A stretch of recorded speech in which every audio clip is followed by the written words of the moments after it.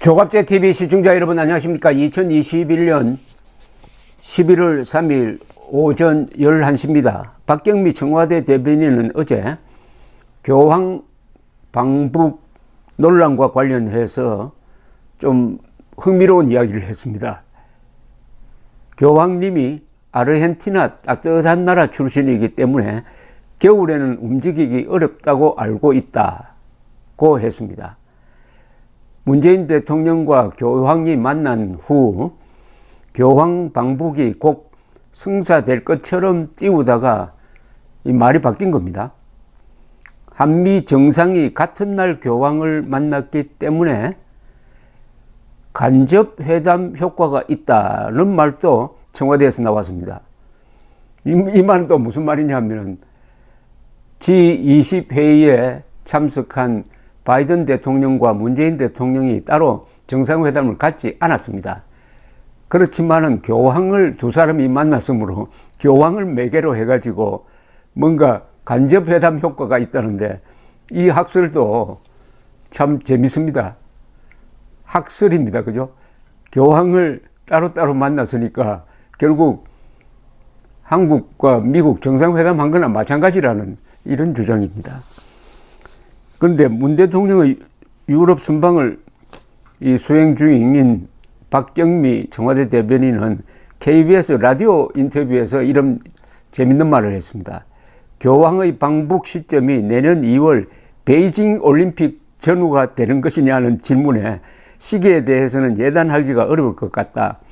교황님의 북한 방문은 만들어지는 이벤트가 아니라 그 자체로 숭고한 행보이기 때문에 종전선언 같은 것과 연결 짓지 말고 그 자체로 봐달라고 했습니다. 우선 질문이 참 엉뚱한 질문입니다. 교황의 방북 시점이 내년 2월 베이징 올림픽 전후가 되는 것이냐, 이런 질문하기 전에 기자가 교황청에 확인을 해야 되죠. 교황청은 지금까지 방북 수락했다는 이야기를 하지 않고 있습니다.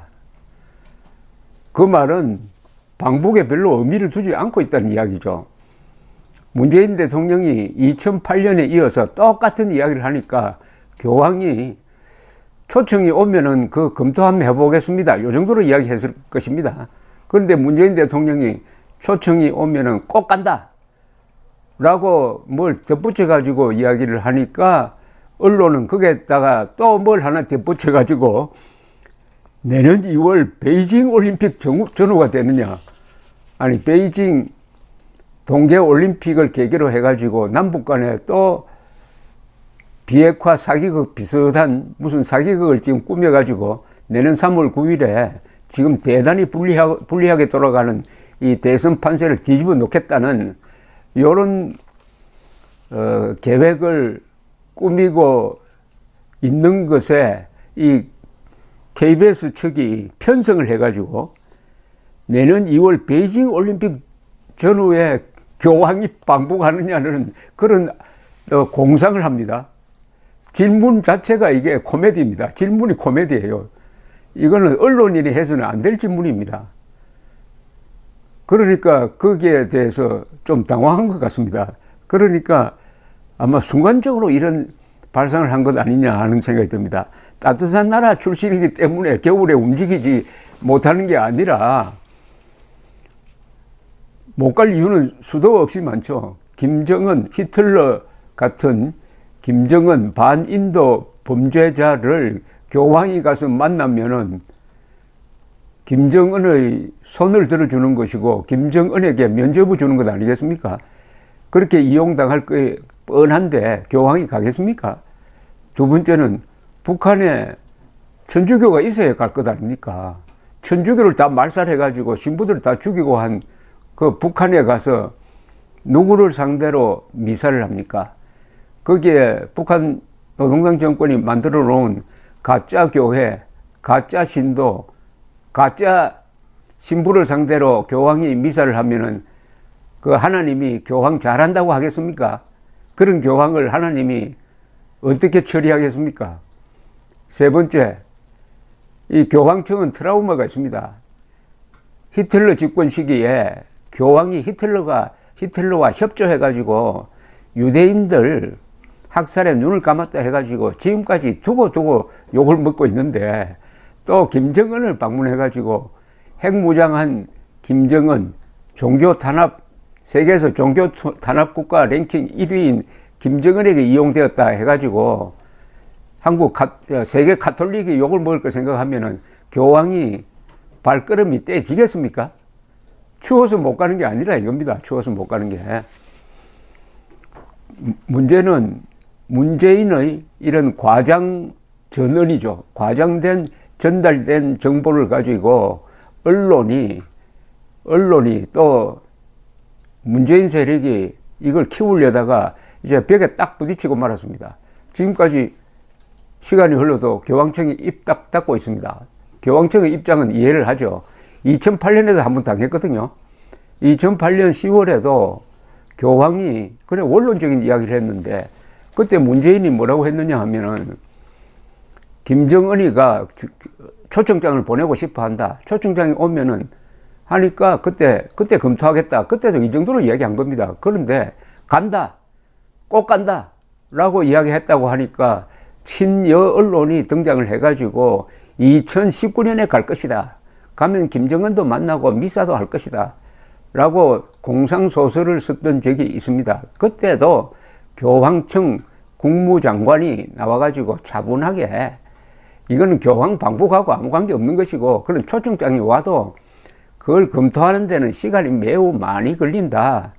제발 그런 과장보도 하지 말라고 했는데, 3년이 흐르니까 이 KBS가 또 건망증이 걸려버리고 말았습니다.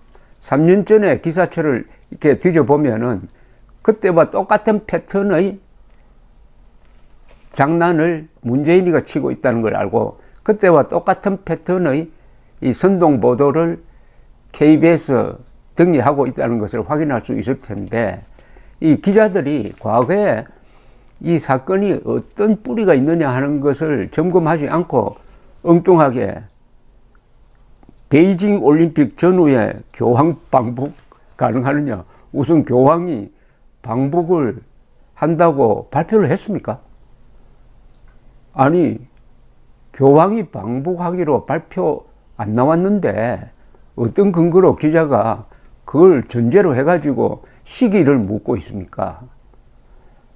이 참 한국의 기자 숫자가 한 3만 명 됩니다. 세계에서 인구당 기자 숫자가 제일 많은데, 이런 KBS나 MBC, JTBC, SBS, 한겨레, 경향신문 등등등 이런 쪽에서 보도하는 걸 보면은 부끄러울 때가, 얼굴이 화끈할 때가 한두 번이 아닙니다. 그러나 대장동 사건을 파헤치는 또 용감한 기자들이 있습니다. 이런 기자들이 더 많다고 봐야죠. 어쨌든 교황 방북 사기극, 2018년 4월 27일 비핵화 선언, 판문점 선언이라는 걸 나왔는데, 지금까지 국민들 속여놓고도, 속였다는 이야기는 물론 하지 않겠지만 국민들이 속았다는 자각을 제대로 하지 못하고 있는 것은 이런 KBS와 같은 이런 멍청한 언론이 있기 때문입니다. 한 번 속으면은 속인 사람이 나빠요.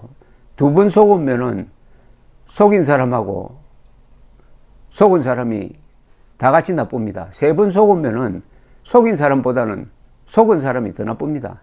감사합니다.